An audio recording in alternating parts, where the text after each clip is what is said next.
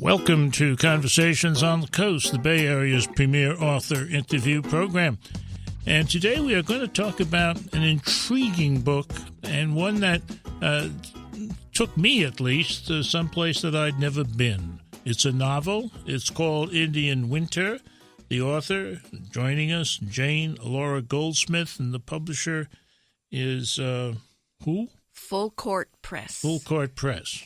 Welcome. Thank you. Thank you for stopping by. The book, as I began to read it, reminded me of a point that an English teacher made many years ago in a classroom, and that is that one of the wonders and one of the beauties of novels, of fiction, is that they take you places that you've never been and probably would never go.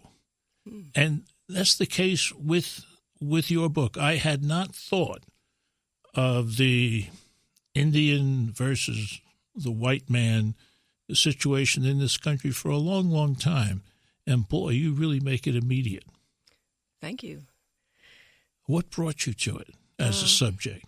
Well, let's see. The book actually is placed in 1970. Mm-hmm. So it's in a way, 30 years or more, 40 years in the past. But and I think things may have changed somewhat since then, but not completely. Certainly not substantially even, perhaps. But what brought me to it was I have a very good friend who grew up in Montana, and thanks to her, I visited the States a number of times. And by the way, it's a beautiful state. Uh-huh. And something happened in her family that triggered my imagination. And she also, and also through visiting the place, I realized for myself that there was a lot of, prejudice, really, on the part of white people towards Native Americans there. You would think, how many years ago was this? This was back in the 80s, I would say. See, that's the thing that really surprised me. I had no sense, no idea that the prejudice was so rampant. Yep, I think it is. And every decade you go back, I think it was somewhat worse. Mm-hmm. And she described various things that had happened in her experience growing up as a child in Montana and then a teenager. And especially something happened in her family, as I said, which triggered in a cousin's experience. She brought to part of her family a shocking piece of news that involved their ancestry. Uh-huh. That was that she doesn't know what effect it had on the family. Mm-hmm. She was a guest. She let something slip, and then she left. And that just captured my imagination. It's like, what happened after she left? How did that family deal with this piece of news? Mm-hmm. And it did involve both the clash of cultures between the Native American and the white communities. And so I began to read about it, and I began to think about it, and I went back and visited the state several more times, and it grew out of that. So your research was really first person. I mean, you Some went of it, there and you absorbed what was going on. Some of it, then, yes. And I did a lot of reading on the background, what conditions were like in the past, the history of the state, what I could get hold of in the present, too. Your book, as you said, is set in the 1970s. Early 1970s. Well, it takes place in basically 1 year, mostly the fall, winter, and spring of 1970-71, and that's why I called it Indian Winter, because that's a major part of the book, that season. And a major part of the book is to let us know that at that time in the particular town, Redmond, Prejudice, I would say, is kind of running rampant, but quietly so. Exactly. You can't see it, you can't hear it, but you can smell it, I guess. Yeah, sometimes. It's not like people burning crosses or something. Mm-hmm. It's not like lynchings, but there was always an undercurrent of it apparently in every social setting. And one of the places where it's pursued, where it occurs, obviously and clearly, is in the high school or yes, it's actually the middle grade school and the high school. Yeah, where the Indian folks sit in one part of the classroom and they don't talk to the other part. Right. It's amazing. Yeah, and they aren't called on all that often by the teachers, and they don't volunteer all that much, with rare exceptions. Mm-hmm. At least that's my understanding of how it was. I have to say, I do not know. I haven't been back there in about 15 years, so I haven't checked it out about what's truly contemporary. Mm-hmm. But my sense is it hasn't completely vanished. Prejudice never seems really to die. No, that's true. That's one of the ugliest parts of it. Yeah.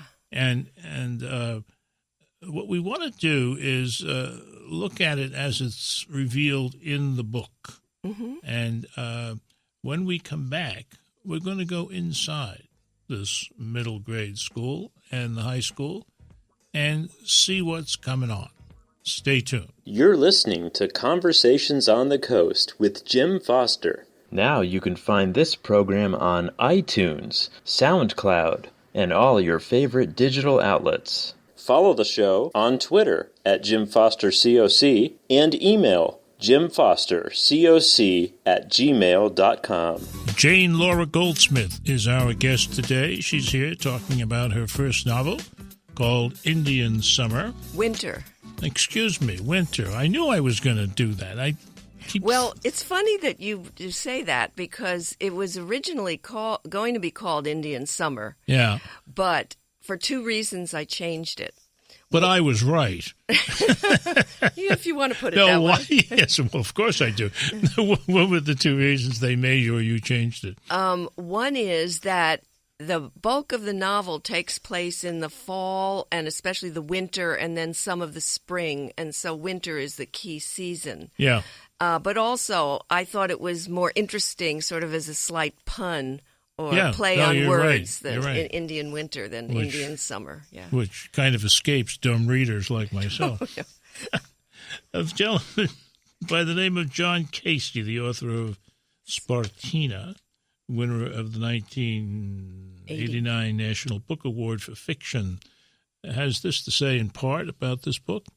Indian Winter is about powerful emotional connections, some wanted, some unwanted, and how they change. It also sets the lives of the characters naturally and movingly in one of the great issues of American life. It is a wonderful, turbulent, and lovely novel. Having trouble seeing that. Now, one of the ways to get into what's going on here, I think, is to get in through one of the main characters, one of the most likable, heroic characters, actually, a woman by the name of Sarah Isaacson. Who is she? She is Winona, short Win. She's Win's teacher, a history teacher in the junior high school class that she's in. And she comes not from Montana. She and her husband have come, and this is her first year of teaching in this small town of Montana. They've come from the East Coast, and she has views that are quite different from most of the people in the town. Well, she does something that's so untoward in the eyes of the community, mm-hmm. and which I guess must have seemed quite natural to her. She gives out an assignment, and she has two students work together and have the students work in couples, which is done all the time. But what she does is something terrible. What is that? Well, instead of following the time-honored putting two white students together, putting the white students in pairs, and then having the Native Americans students be paired off, she mixes it up. She has, in many cases, she has a white and a Native American, the two students put together in pairs. And this really throws, many of the kids for a loop, and it certainly sets their parents off in many cases. One thing I did want to bring out is that not every white person, not every white family is exactly like every other there. There are different reactions on that to this situation. Yeah. There too, but on the whole, it really sort of stirs up a hornet's nest. Well, not only did she pair them incorrectly, so to speak, but she also gave them books to read. Yes. Which were radical in the sense that they talked about the relationship between Americans and Native Americans in a different way than the standard history text. Very true. And when the kids begin to read the books, a number of them are really thrown off course. They're really quite disturbed by what they're reading. And when they show the books or tell their parents about the books they're reading, the parents are in many cases very disturbed too. Outraged, I would say. Yeah, and outraged. Yeah.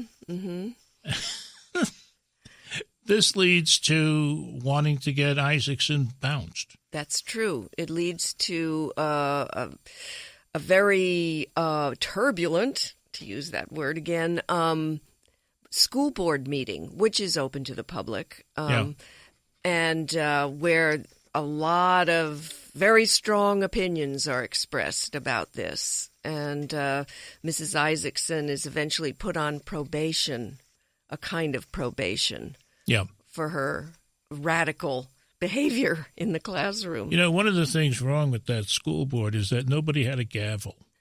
You know, you had them picking up a book and banging it for order. Yeah, true. I wouldn't trust a school board that can't afford a gavel. Well, you know, the small towns of the West many times are not very well funded, and their schools lack a lot of resources.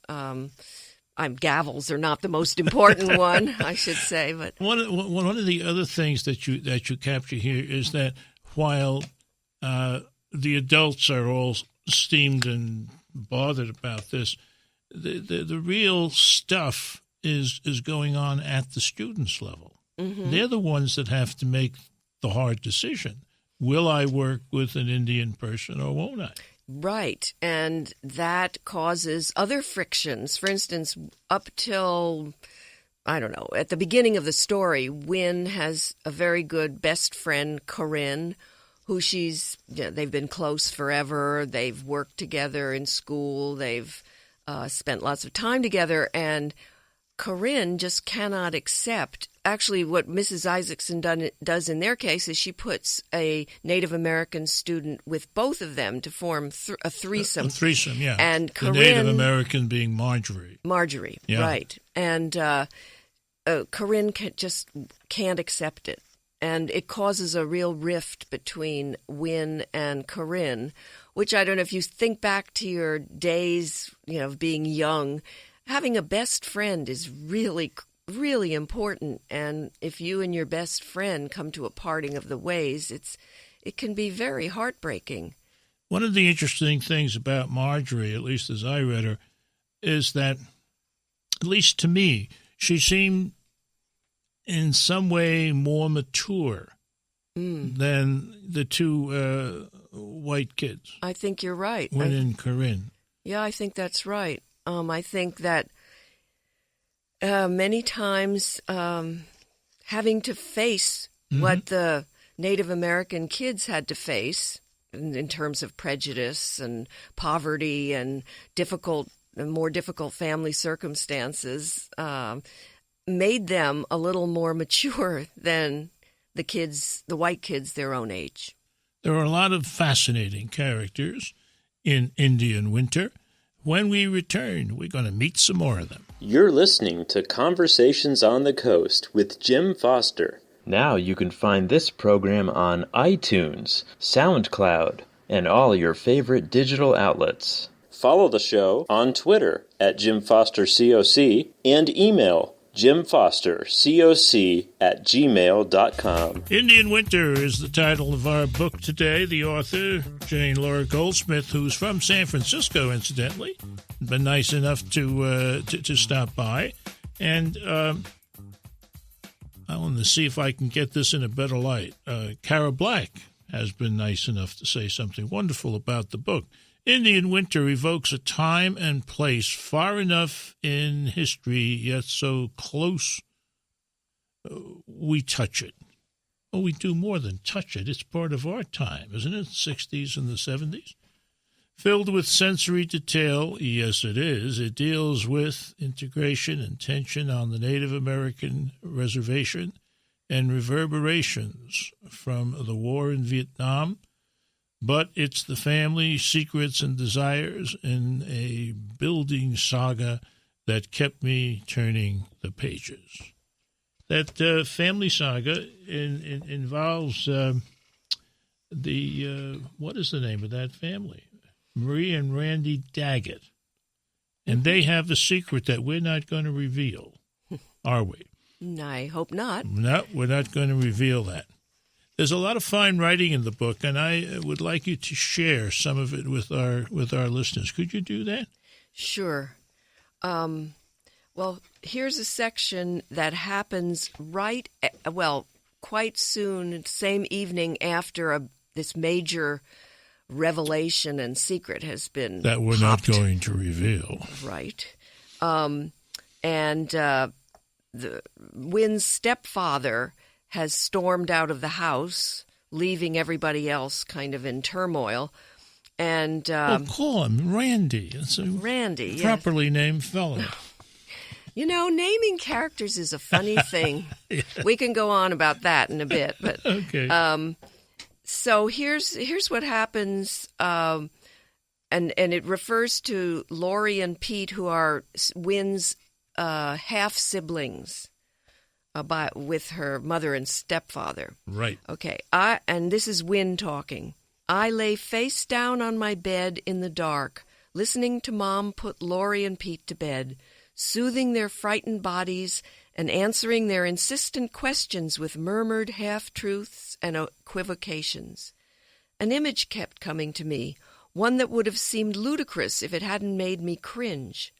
I'd opened a bottle, and the genie who'd materialized from the escaping mist was angry as the devil on Sunday. I tried frantically to remember how Aladdin had tricked his genie back into the bottle. If I could remember that part of the story, I thought desperately, maybe I'd understand how to undo what I'd done. But even as I turned this notion around and around in my head, picking at it like a scab, I knew I was avoiding the thought beneath. That everything I knew about myself, about my family, lay jumbled, exposed, like the remnants of daily life after a tornado has raged through a home. And it seemed so far beyond my power to gather up what was left that looking made me weak, made me turn to rush back to what? There was no shelter now. I began to replay the last few hours, as if envisioning them enough times would change what had happened, thinking over and over, please make it different, please. I heard a tap at the door, saw a crack of light widen and stop. I rolled away from the door and stared at the wall. Wynn, are you all right? I didn't answer. I heard Mom's steps, and the bed sagged as she sat tentatively on the edge. I waited for her to explain, to apologize. But she was silent, breathing slowly, deeply. Finally, I turned over on my back and stared at her. In the light from the doorway, her profile seemed odd, alien yet familiar, as if she existed simultaneously in the world I knew and another that belonged only to her. Tell me, Until I spoke, I hadn't known I would ask. She turned and looked at me carefully. Somewhere an owl hooted mournfully. The loose pane in the window rattled in a sudden gust of wind. Then, her voice so quiet it barely stirred the air, she began to speak. And that's when we get to what we're not going to talk about. Yes. The mystery, the secret. But I will say it also points to the fact that interlarded with Wynne, the narrator's story, there are some chapters narrated in the voice of her mother. Oh, good. I'm glad you brought that up. They're tricky because they're wonderfully conceived and they're bridges, it seems to me. And they give you background that would be difficult to weave into the story except for the way you did it. It's brilliant, quite brilliant. Well, thank you. One of the other things going on here, which we mustn't forget, is relationship stories. And the one that carries the plot forward the most and the most efficiently is the relationship between Wynne and Belle. Yes. Tell us about that. Okay. Belle is a Native American youth.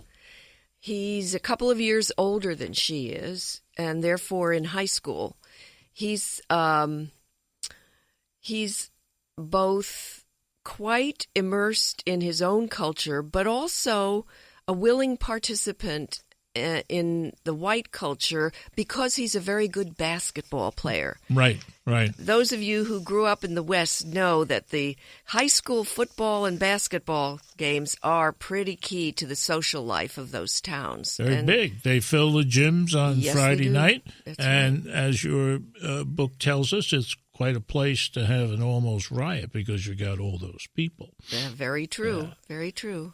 These two young people grow up in this book in a number of different ways. The relationship is fully probed, and it's very fascinating, and it really moves the story along. We're running out of time. We've been talking about Indian Winter, a novel by Jane Laura Goldsmith. This has been Conversations on the Coast, and I'm Jim Foster.